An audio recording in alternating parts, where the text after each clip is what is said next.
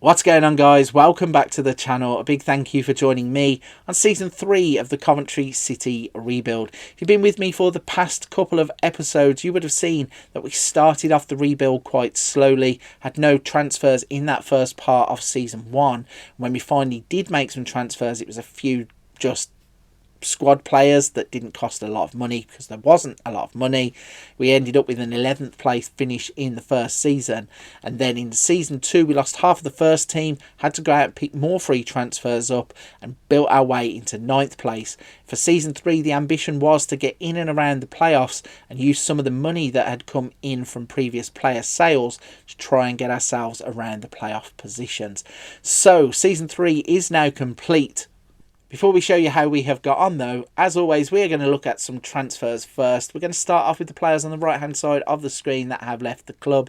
There are quite a few players that we just let go of, and there are other players that have gone out across the season in terms of loan deals. So the first 3 players that left were free transfers. Tom Costello went to Cray, Ben Sheaf going to Blackpool, and Matt Godden going to Huddersfield. We had Riley Siddell go to Grimsby on loan. For the first major out of the series, Lewis Gibson has left the club to go to Stoke for £10.5 million. Now, if you think about that, this is one of those deals that we were talking about in the previous season when we were signing the free players that we were getting. There was always the option to sell them on if it didn't work out. Now, obviously, you could see that Gibson had a 7.11 average rating for ourselves, so it was working out, but it also meant that when a £10.5 million transfer fee comes in, with the board the way it is and the money and the finances and everything going on with takeovers, they were quick to snap that up and take the £10 million. Now, we had a whole raft of players going out on loan, some players going out twice because of poor loan deals. We couldn't get them the right terms in terms of playing. So players like Marco Roos went out twice, I think, last season. Yeah, he went to Accrington and he also went to Fleetwood. So trying to find the best deals to develop the players that we have at the club. Also, some young players that have come through, the likes of Stephen Maitland, who now seems to be one of our own best prospects, came through one of our recent youth intakes. We sent him out on loan to Notts County to get a bit of playing time. He also ended up coming back and playing in the first team. I will give that away. The other players that we let go on permanent deals was Kasim Alaigbe, another one who we bought in on a free transfer and sold for £525,000. So again, making money using those free deals. Greg Ollie ended up going to Shrewsbury for £37,000. Casey Palmer left the club to go to Gillingham for £24,000, and 3 more loan deals at the bottom there to get some game time. Will Armitage, Jackson Conway and Bradley Stretton. So with all those players either going out on loan or being sold, it meant that we went and signed another load of players. So you can see some of them have been signed and moved on already. First player we bought in was Leighton Clarkson. You can see he's in a Blackburn shirt there, but he's a previous Liverpool Youth Academy produce. Came through their academy. He played for Blackburn, Aberdeen, and then has come on to play for us. A player who is 23 years old. I think he has a good future at the club. He can settle into a couple of positions, can play as an attacking or a central midfielder or a defensive midfielder, so a bit of versatility about him. He's a player that I really like, and I think we're going to try and stick around even if we do get promoted. We then signed Kasim Alaigbe, as I said, on a free transfer before we moved him on. We had Harrison Ashby come into the club from West Ham, a right back who can cover as a centre back, 23 years old, Scottish, with £150,000, played previously for Luton and West Ham. We then started to spend some money, and the first investment that we made after the takeover was complete was Kevin Zeffy. He is a winger who is Irish. We bought him from Inter Milan. He's 20 years old, valued at 15.5 to 18 million pounds, and this is a player that I believe has featured on some Wonder Kid lists, and we were really lucky to get him. He was available for, I think it was £2.5 million. We swooped in and picked him up because we knew exactly what he was capable of, and I think we have a sound winger going forwards if we make it to the Premier League. We signed Luke Plange for £525,000, plays as a striker but can also cover left and right side. Has been around a little bit: Derby, Crystal Palace, Oxford, even went out and played some club football in Belgium. I think a 22-year-old with that kind of experience is valuable to any team. We signed Henrique from Fluminense for 350,000, another central player who can play in the middle of the park. He can play as an attacking and defensive midfielder too. We did send him out on loan to Lincoln to get some first team experience, but he is one that I think will develop into a bit of a star. Only 19 years old, valued at 4.3 to £7 million. We signed Martin Ortega. He is a right back who can move anywhere up the right hand side of the pitch. He's 25 years old. He's an Argentinian player. He's started off his career at Quilmes, went to Tigre, and then he's now with us. I think he's one who will do a job in the short term, but if we get promoted, I think he's one that we will look to replace quite quickly. We signed Cole McKinnon, former Rangers player who can play in a number of positions, a right back, play anywhere through the middle of the park, also in terms of being a midfielder. We also signed Santiago Hidalgo. He is a 20-year-old Argentinian striker, valued at 1.7 to £6 million. Looking at him, you can see exactly why we wanted him. His pace and acceleration could be better, but in terms of the physical game in the Championship, he has decent strength of 11. He has 15 finishing, 13 dribbling. He has good first touch. The work rate and the vision are there. I think this one could be a bit of a bargain, and if it doesn't work out at 20, we can always sell him on and make that money back. He was £2.9 million. We signed former Manchester United player Teden Mengi. He has been around the block quite a bit. Started at Man United, Derby, Birmingham, Cardiff, Blackpool, and finally ending up with us. 23 years old, valued at 2.9 to £5 million. I think he was settling well in the first team. He has played quite a few games for us. He's 6 foot tall. He has good strength, good pace, good acceleration, decent tackling, and one that I think that, again, if it doesn't work out, we can always try and move him on. We signed Thomas Jacob. He's another Argentinian who plays at right back. Again, good competition for places there. Played for Newell's Old Boys in Argentina. We brought him into the first team to have competition at right back. We also have Coney de Winter. This is when you know that we are starting to have a really big push. Former Juventus player who has played at Westerlo, Empoli and Juventus. He stands at 6'3", a tall commanding centre-back, probably the best centre-back that we have at the club now, and given his pedigree, playing either as a centre-back or a defensive midfielder, it was a no-brainer to pick him up on a free transfer. In fact, it wasn't, sorry, it was a £475,000 transfer. We also signed Marco de Graca, who is another former Juventus player, plays as a striker mainly, but can be an attacking midfielder too. 23 years old, valued at 2.6 to £3.6 million. He's a player that I think if we do step up might not make the grade, but it's always good to have a player who can just be rotated in if we need them. And then finally, we signed Finn Azaz, formerly of Aston Villa, Plymouth, Newport and Cheltenham. He's a solid midfielder who can play as an attacking midfielder or a central midfielder. 24 years old, Irish player, 1 international cap. And as I said, he's a versatile player who we like in those positions. And the final signing was Nathan Ferguson. He is a defender right or left, can also be a centre-back, formerly of West Brom, Crystal Palace. We bought him in on a free transfer, age of 24, now valued at 1.4 to 2.3 million pounds. So that's how we have tried to build the squad out. As you can see, goal scorers, quick wingers, and cover in those wing back areas are where we needed, and we have real quality now in Mengi and Winter in the centre back position. So we spent 7.75 million and we had players sold to the value of 11.25 million to recoup some money. So once again, we are spending less than we are making, and that makes the board happy. Speaking of the board and the finances, let's check in with them. You can see that all of a sudden our new owners have gone a bit crazy. We have £1.7 million in the overall balance, but £35.1 million in terms of the transfer budget. There is a reason for it, and we will show you very, very shortly. The wage budget stands at £571,000. We are spending £397,000 with committed of £382,000.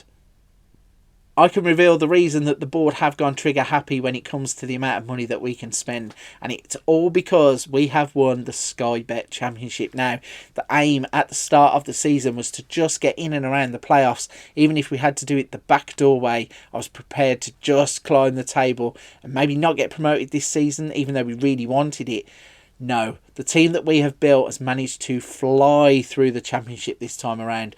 We have finished on 96 points, finishing 12 points clear of Burnley, and we have won the Sky Bet Championship. We'll break that down in just a second. In terms of the FA Cup, we were knocked out in the 4th round by Wolves, and we were knocked out in the 2nd round by Sunderland in the Carabao Cup. Once it became apparent that we were doing really well in the league, everything else just took a sidestep as we focused all our efforts on getting ourselves into the Premier League. So let's break down the stages and show you what has happened. If we go to the league table, you can see we have finished as champions, playing 46 games, winning 29, drawing 9, we lost 8, we scored 96, we conceded 53, we had a 43 goal difference, and we finished on 96 points, finishing 12 clear of Burnley, Ipswich, and 13 clear of Sheffield United. So a fantastic effort from all the players to get us not only where we wanted to be in terms of in and around the playoffs, but above that and exceed expectation by winning the Sky Bet Championship. If we look, let's have a little look in terms of goals. Where was our top goal scorer? So Laurent Tallage got 19 goals in the league. He was our top scorer. Dominic Solanke leading the way overall with 25. John Patrick was our best average rater with 7.22. In terms of assists, you got Shola Shortire for Nottingham Forest getting 19. But we had John Patrick with 10, Gustavo Hamer with 9, and Ethan Galbraith with 8. Leandrinho also popping up there with 8. If we go into Player of the Match Awards, our highest amount for Man of the Match Awards was Leandrinho with 4 and Kevin Zeffy with 4. Let's have a look in terms of clean sheets. How did we get on there? So Harry Lewis, he had 10 clean sheets overall across the season. Kanaya Boyce Clark for Reading led the way with 15. Yellow cards, Gustavo Hamer. Gustavo Hamer actually has a little bit of an anger issue in this game. He likes to get himself sent off. He got a red card in this season. He got 22 yellows. We also had Brody Hughes getting 14 and 1 red card. Shane Flynn getting 14 yellows. Jonathan Gomez also got 11 yellow cards. In terms of distance covered per 90 minutes, we had a hard-working team with Alex Robertson finishing 3rd with 15.48 km covered per 90 minutes, and Tyrrell Ashcroft with 14.78. In the tackles per 90 minutes section, nobody apart from Leandrinho right down here in 19th place with 3.04 getting on that list. And in the dribbles per 90 minutes, you can see our highest player was 17th with Shane Flynn with 4.11 per 90 minutes. So an absolutely fantastic season in terms of the competitions. Could not have asked for anything better from the players. And going up as champions of the Sky Bet Championship means that we are going to be playing Premier League football next season. Looking at the club vision page then, our job security is now secure, and you can see that in terms of the board vision, the actionable objectives work within the wage budget is on course. Maximum of 1-year contracts for players over the age of 34, they're not judging. 2-year contracts for over the age of 32. Next season, they want us to attempt to avoid relegation from the Premier League. Now, of course, that is going to be majorly difficult with the squad that we have. Some of that transfer funds are going to get put across into the wage funds because we're going to have to try and attract a calibre of player above the ones that we've got. The players that we have are already kind of revolting against me a little bit because I won't give them bigger contracts yet. I want to see what is going to happen in the summer first before committing to bigger contracts for first team players, especially if some of them aren't going to even be at the club. I don't want to just go and land them with a massive deal that's going to get us in trouble further down the line.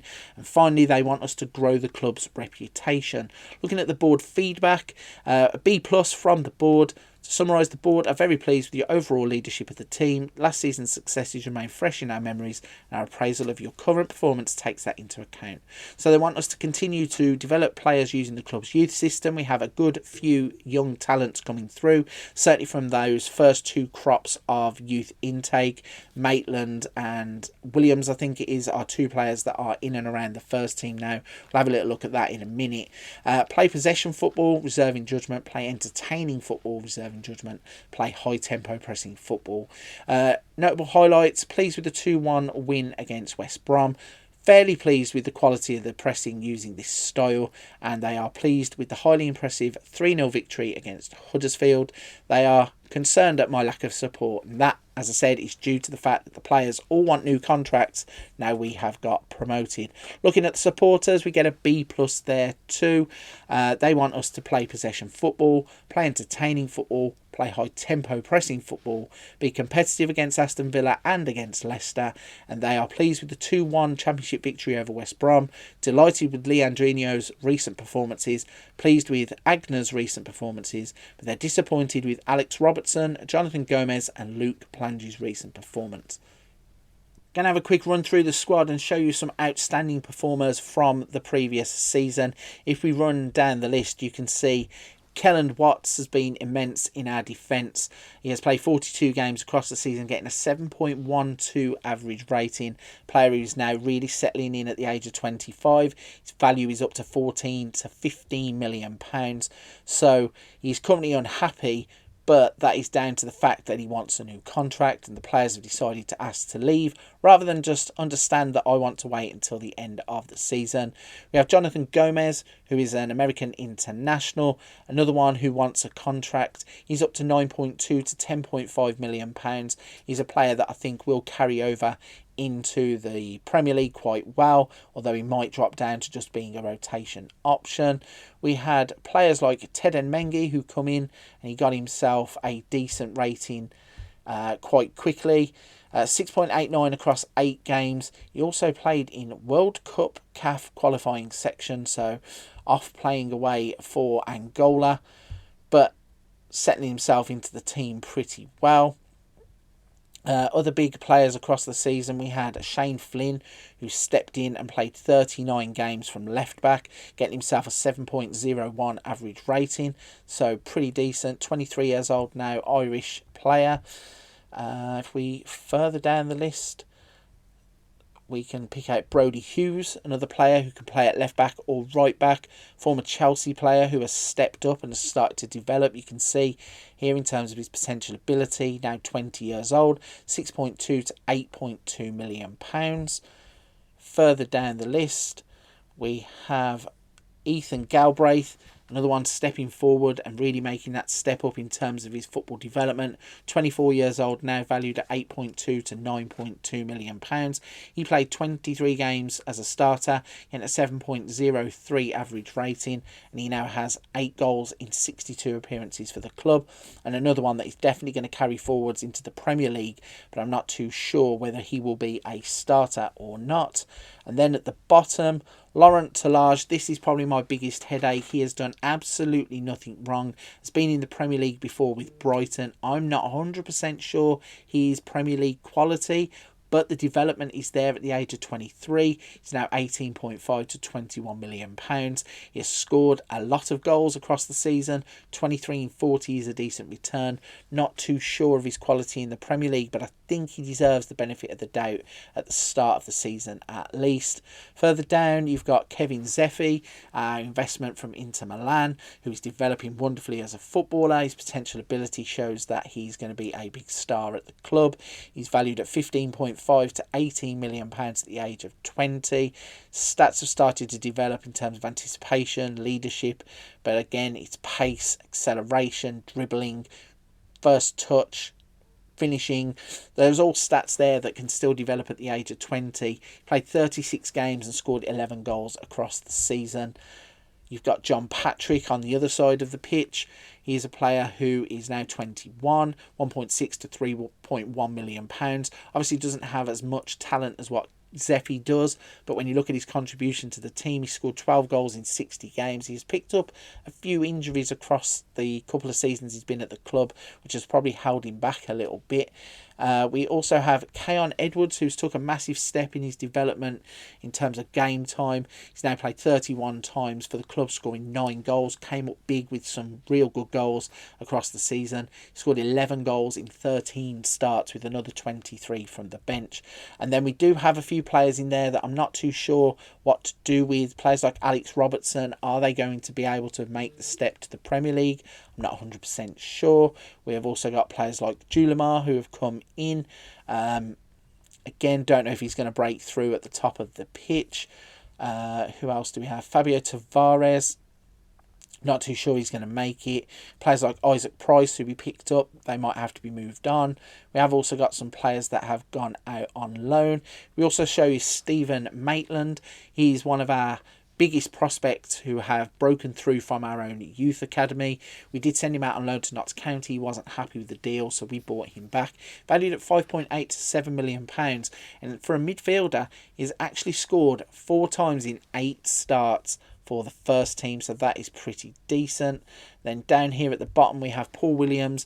He has just broken into the first team at the end of the season, played a couple of games, yet to score a first team goal. But you can see he's played at the FIFA Under-20 World Cup and the European Under-19 Championship qualifying, so he has a big future, and his potential ability matches that of some of the regular first teamers that are at the club. So that's what we look like in terms of the squad and what's happened for those players across the season. In terms of the squad planners and the best 11s then, in fact, I'm going to go to assistant report first and show you what he thinks. So we've got Lewis in goal, Flynn, Watts, De Winter and Gomez as a back four, Hamer, Galbraith and Azaz, then Zeffy, John Patrick and Talage. So it's easy to just pull the trigger and start saying, oh, I want to go out and buy a load of players for the Premier League, because that is the truth. But I think some of these players do deserve a chance. Lewis in goal has done nothing wrong, but he was only a good Championship goalkeeper anyway, so we're going to need a goalkeeper. Flynn, I think, is still improving at left back. Watts is still improving as a centre back. Coney De Winter obviously has the experience we need for the Premier League. Gomez as a right back, I think, could still improve, and he's an American international. Then we've got Hamer, who now might find the step up to the Premier League a little bit tough. Hopefully he will take it in his stride and just go with it. We've got Azaz, who we signed on free transfer, and Galbraith in the middle. I think we're going to need at least one player who is an upgrade on both of them. Zeffy on the left-hand side is a fantastic player who is still developing. John Patrick on the right-hand side is good. Don't know whether he's going to make the step up to the Premier League. And we got Laurent Talage up top, scoring goals for fun in the Championship, but again there's question marks about how good he is and how good he can be. Looking at some of the players that we've got in terms of the players coming through, so Reynolds is a goalkeeper that I'm not too familiar with. I think we just took him on the new intake that came in. Players like Brodie Hughes, Dobson's been out on loan, Elaine and Bayliss. Henrique's out on loan getting first team experience. Agner, Quasi, Winlock, Isaac Moore and Andrade has been out on loan getting some experience too. So that is pretty much season 3 wrapped up. It's been a successful season, and now we have the excitement of Premier League football to come. There's going to be another big overhaul in the summer. Now we have that massive transfer kitty. I'm not too sure if it's wise to go out and spend it all. We're going to have to do a bit more wheeler dealing, I think, to try and get some players who maybe just contribute to the wage budget and not the transfer budget if we transfer some of that across. However it happens, we are going to have to go out and once again rebuild the team and keep reinventing the team going into the Premier League season. If we have any chance of survival, we're going to have to go again, and certainly going to go and spend some of that money. Right, if you're still with me at this point of the video, firstly, a big thank you for sticking around. Secondly, if you haven't already hit the like and subscribe button, please consider doing so. Helps the channel so much. The growth that the channel's had across the past couple of months has been fantastic. Thank every single person that has contributed to that. Before you go, don't forget to check out the rest of the channel. We have Let's Plays, tactics, Wonder Kids, tips, tutorials, everything you can need to make your FM23 experience that little bit better. But for this one, I'm going to leave it there. Don't forget to come back and join me for season 4 of the Coventry Rebuild.